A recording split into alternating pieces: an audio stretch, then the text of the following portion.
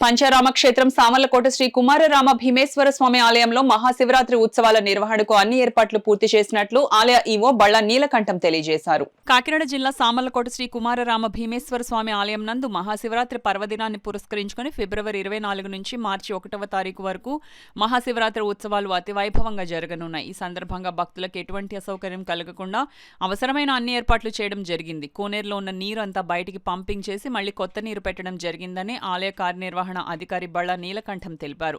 ఈ సందర్భంగా వచ్చిన భక్తులందరికీ తీర్థ ప్రసాదములు, పాలు, మజ్జిగ దేవస్థానం ఆధ్వర్యంలో పంపిణీ చేయడం జరుగుతుందని చెప్పారు.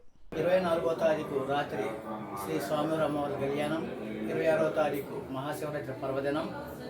ఎక్కువ మంది భక్తులు సుమారు 56,000 మంది వస్తారని మేము అంచనా వేస్తున్నాం. అదేవిధంగా 27వ తారీఖు రథోత్సవం, 1వ తారీఖు పుష్పోత్సవం జరుగుతూ ఉంటాయి. ముఖ్యంగా మహాశివరాత్రి 26వ తారీఖు వచ్చే భక్తుల కోసం ఇప్పటికే గ్రామ సభ ఏర్పాటు చేయడం జరిగింది. కోఆర్డినేషన్ మీటింగ్ కూడా అసిస్టెంట్ కలెక్టర్ గారి అధ్యక్షతన కోఆర్డినేషన్ మీటింగ్ వివిధ శాఖల వారితో చేయడం జరిగింది. ఈ అందరి సహకారంతో మేము ఈ కార్యక్రమాన్ని భక్తులకి ఎటువంటి అసౌకర్యం జరగకుండా అన్ని ఏర్పాట్లు కూడా చేయడం ఇప్పటికే మొదలుపెట్టాం. సలువు పందిర్లు ముఖ్యంగా ఇక్కడ స్నానాలు చేయడం వస్తారు కనుక కోనేరులో ఇప్పుడు ముందుగా అప్పుడు ఆరబెడుతున్నాం.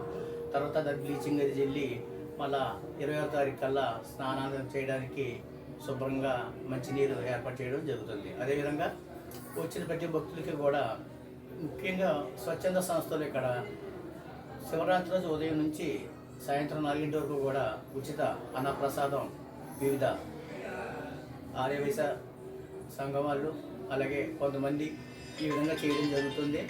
కావున మేము కూడా అన్ని రకాల సదుపాయాలు మంచి నుంచి అలాగే భక్తులు కూడా పాలు అది కూడా పిల్లల కోసం ఏర్పాటు చేయడం జరుగుతుంది. కావున భక్తులకి ఇక్కడ ఎటువంటి అసౌకర్యం జరగదు. కావున భక్తులందరూ వచ్చి శ్రీ స్వామివారి అమ్మవారిని దర్శించుకుని తీర్థ ప్రసాదాలు స్వీకరించవలసిందిగా కోరి ప్రార్థిస్తున్నాం.